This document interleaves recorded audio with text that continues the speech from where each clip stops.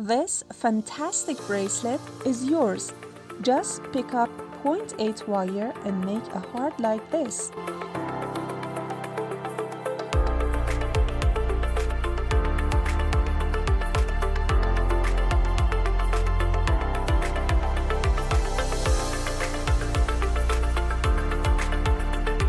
We will cover all around this shape with pearls or beads you can.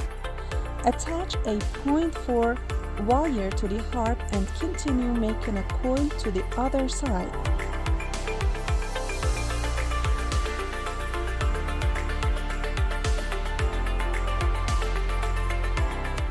Put the pearl in and tie it firmly. Remember, to do this better, you could use a round nose pliers.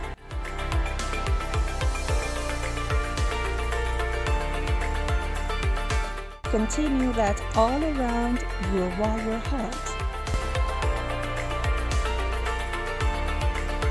so that you can achieve to this beautiful shape. We could put a pearl, bead or stone at the center.